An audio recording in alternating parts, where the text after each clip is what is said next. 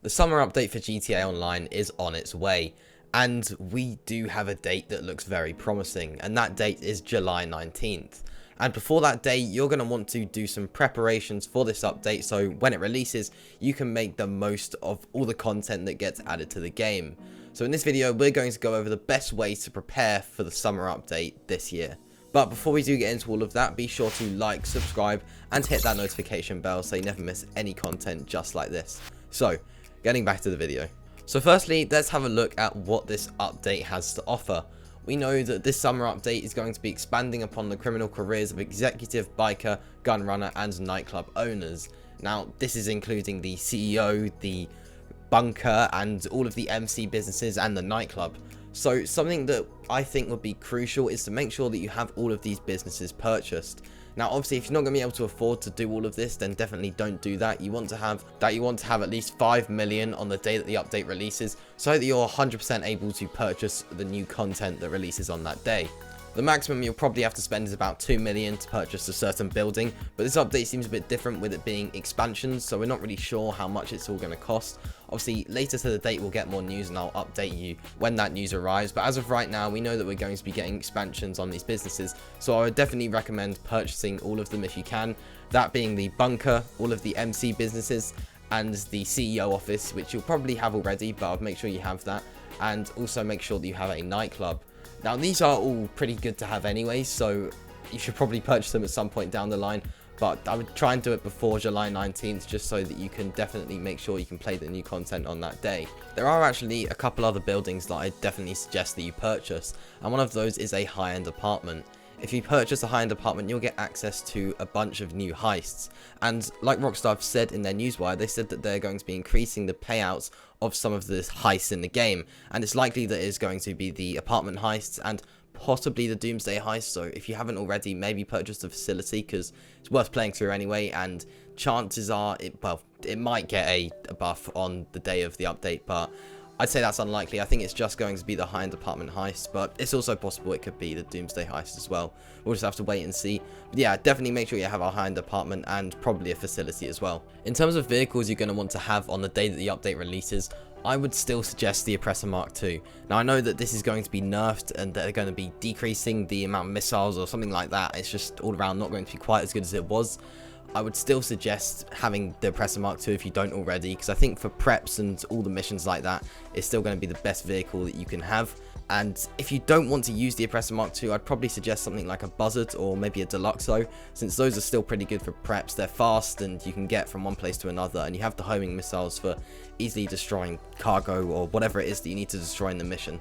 But yeah, definitely make sure that you have some sort of vehicle that you're able to easily complete missions with. If you're looking for the cheapest vehicle to use to complete missions easily, then it's definitely the Buzzard, which you can purchase for about 1.5 million, depending if it's on deal or not. If you wanted something more expensive, then I would go with the Oppressor Mark II or maybe the Deluxo, since the Oppressor Mark II is going to get a nerf, but I still think the Oppressor Mark II is definitely going to be the best for missions. When it comes to changes arriving on the day of the update, we know that it's going to be easier to access armor and snacks instead of having to go through loads of different menus to actually be able to heal yourself. And we also know that they're going to be increasing payments for a lot of missions. We've already been through heists, and that you should definitely have the high-end apartment and one of the heists ready to go by doing all the preps for that mission, but they're not actually starting it until the day the update arrives, so you can get the maximum payment and see what the payments are like. It could also be worth doing this with the Doomsday heist, just to see if that does get a buff, and if it does, then obviously that would be good because we get some more money from it. If not, then you've still got a Doomsday heist to go and do, which isn't a bad thing. And when it comes to other payment increases, we know that we're going to be getting an increase for all races and adversary modes and also contact missions.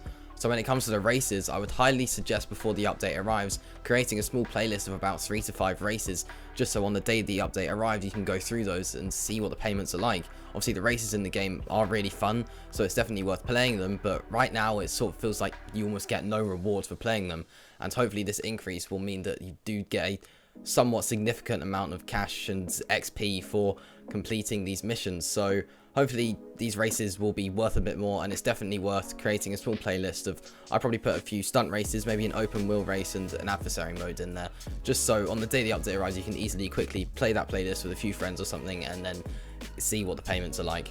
To create a playlist, you'll just want to go to the menu, go to the online tab and select the jobs, and then you'll have the option to create a playlist.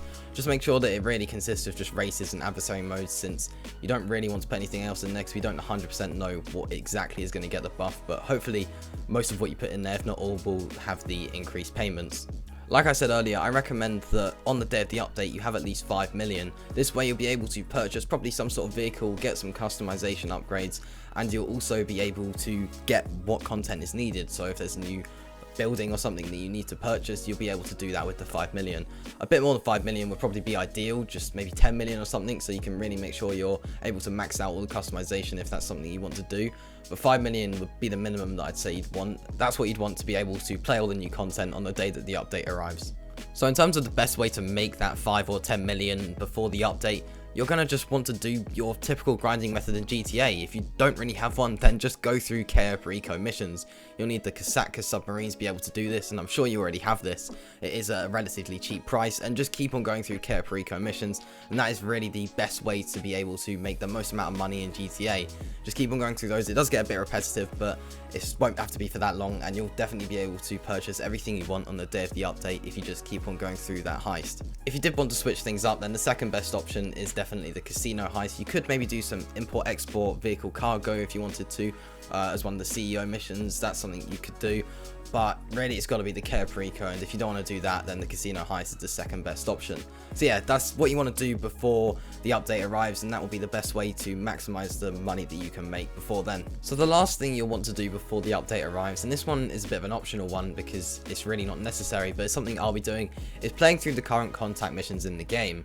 Obviously, you won't be getting a very high payout, but I'm just going to play through a few just so I can really remember and get used to the feel of how they play out, just so on the day that the new contact mission arrives, on hopefully July 19th, you'll instantly be able to get into that and you'll know exactly what you're doing.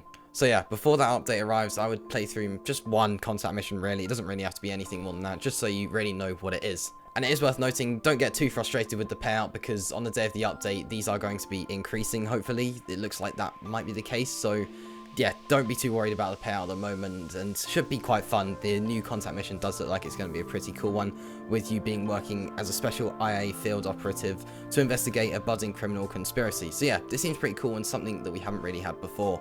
And there is just one thing I want to say to those people playing on the next-gen consoles.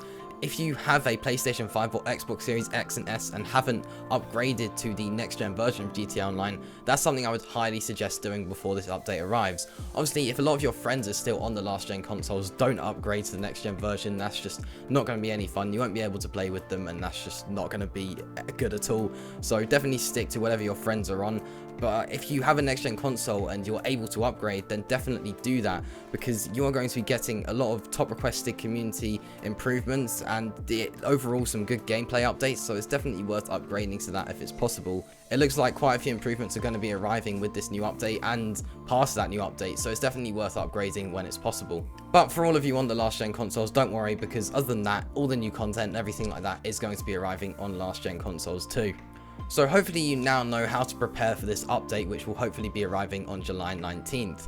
Basically, you want to purchase everything that you can without going below that 5 million. Just make sure that you've definitely got some money ready to go for the day this update arrives, and be sure to stick around on my channel, and I'll be giving all the latest tips and tricks and news about this GTA update. So yeah, hope you enjoyed this video. If you did, be sure to like, subscribe, and hit that notification bell so you never miss any content just like this. I'll see you in the next one. Peace.